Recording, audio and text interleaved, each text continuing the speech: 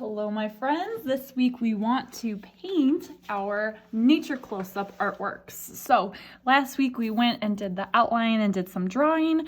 So this week we want to add it, preferably with watercolor. Now, if you don't have watercolor, that's okay. You can use a different coloring material to finish adding color here. But the really important thing to remember, add color over the entire thing. So even though I didn't outline these parts right here, I'm going to paint that blue for the sky.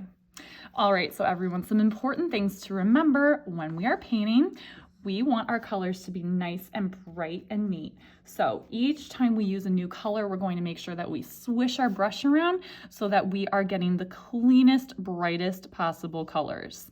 You know what happens when we mix them all together, they kind of turn into a muddy brown color. Georgia had super bright colors, so we want to be able to do that in our artworks as well. All right, so everyone, luckily the outlines should help you remember which colors need to go where. So let's go ahead and add the rest of our watercolor to our projects. I cannot wait to see the work that you do with these.